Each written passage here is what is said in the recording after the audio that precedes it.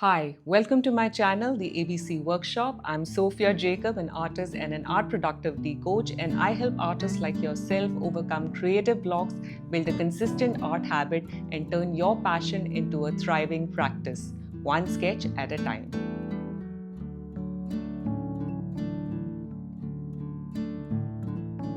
Now, I've been reviewing art supplies for several years now, and as you can see, I have built up quite a lot of stash. So much so that there is no place for new ones.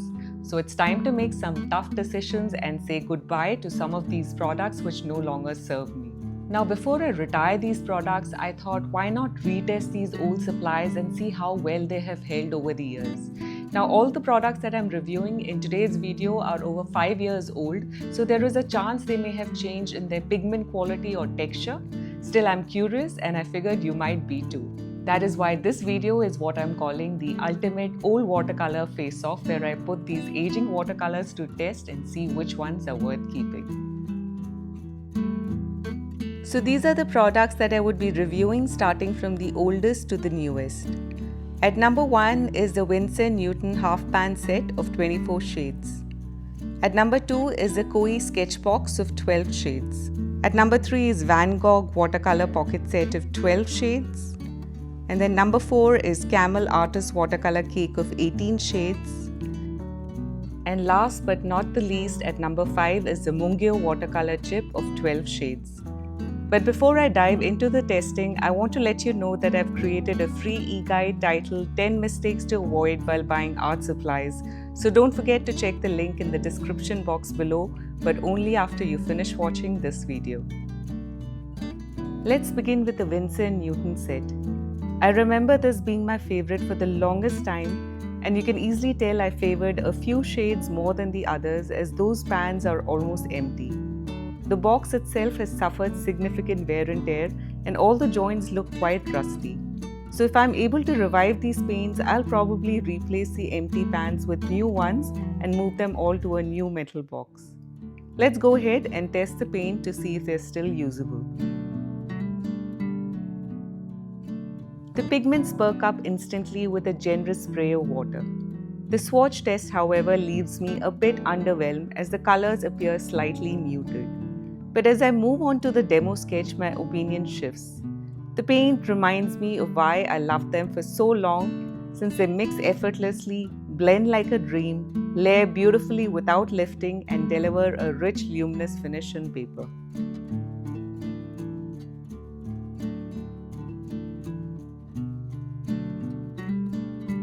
Now let's move on to the Quirky set. This has definitely been with me for over 5 years, but I clearly haven't used it much since I think I got it around the time when I was working more with the tube paints. In fact, if I remember correctly, I bought this specifically to use while traveling, since tube paints with all the extra paraphernalias were too bulky to carry on a trip. The set also came with a watercolor brush, which now resides permanently in my travel sketch kit. Now, if you look at the color tablets, they appear quite dry and cracked, but I'm hoping I can revive them with a generous spray of water. Let's proceed with our test.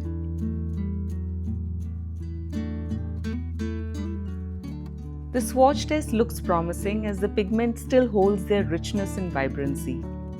Yet during the demo sketch, the magic fades a little.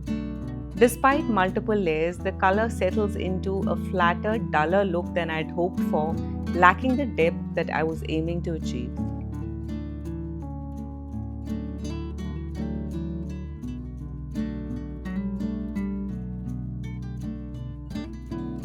Let's move on to the Gogh Watercolor Set. The sticky transparent sheet with the color details was kept inside the box, which I had stuck to the top, probably why this is the only set for which the color details are still available. For almost all the others, I have misplaced the outer boxes and thus lost a lot of these vital details. This again is a box that I have used sparingly, but what's striking is that the honey binder has still kept the paint moist. You can even see a sheen on them. In fact, they're still sticky to touch and the pigments get released immediately. This is actually one of the reasons why I prefer paint with honey binders.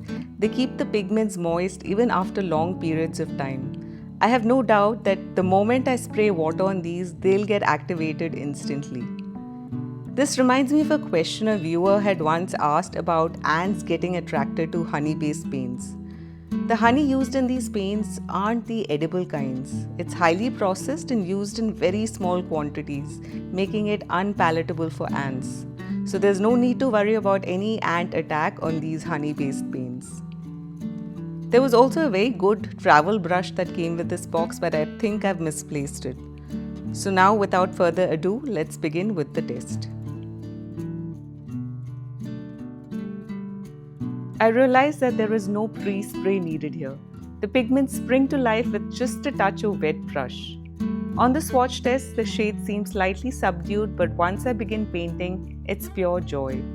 The colors build beautifully, each layer deepening the richness. The end result is bright, bold, and full of life, and I find myself genuinely enjoying every stroke.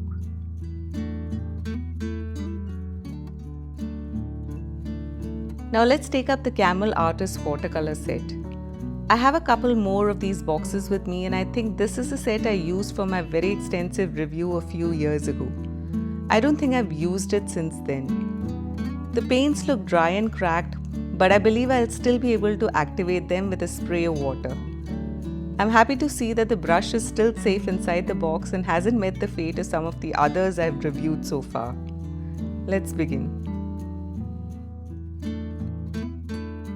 Despite the dry, chalky appearance, the pigments wake up instantly with a generous mist of water. The swatch test reveals a palette that is vivid and eye-catching. The demo sketch starts off well, but as I layer, the paints begin to lift unexpectedly, softening the vibrancy and dulling some of the details. It's a surprise I didn't anticipate, and it slightly tempered my enthusiasm. Up next is the Mungyo Watercolor Chip set of 12 colors. This set is the only one that has a date mentioned. It was imported in October 2020, so it's definitely about 5 years old. I've done a detailed review of this product, which I'll link at the end of this video. Basically, these are color chips of various shades clipped together with a ring. Also attached to the ring was this palette, which I now prefer to keep separately. You can see that even this product is fairly unused. While going through this, I've got an idea. I'm going to cut these unused portions into smaller squares and stick them onto a thick cardstock, creating a small travel-friendly color palette. I suppose I can easily make about 10-12 such palettes, which will be compact and easy to carry in my watercolor sketchbook for use while travel. But first, let's test them to see if they're still usable.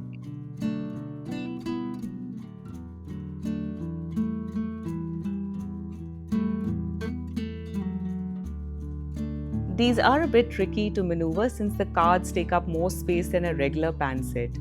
But the pigments are densely packed, and this becomes obvious the moment my wet brush touches the surface. The swatch test bursts with rich and saturated colors. The demo sketch is equally satisfying. The hues are anything but wishy-washy, but are deep, bold, and full of character, making the process a pleasure from start to finish.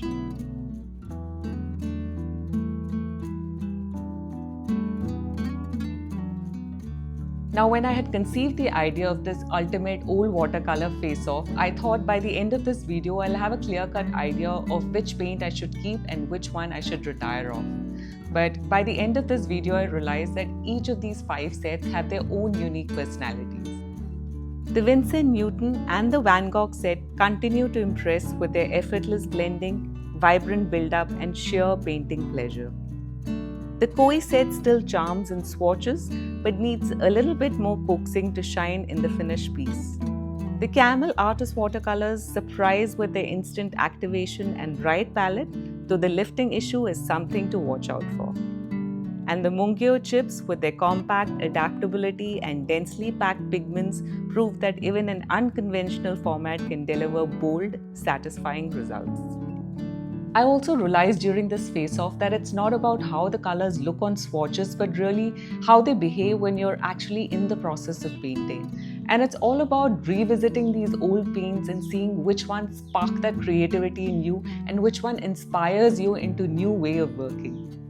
I will be totally honest with you, at the end of this video, I am not ready to give away any of these beauties. But do let me know what you think. I'll be looking forward to reading your comments below. If you enjoyed this video, do click the like button and do subscribe to my channel to watch an art supply review every Wednesday.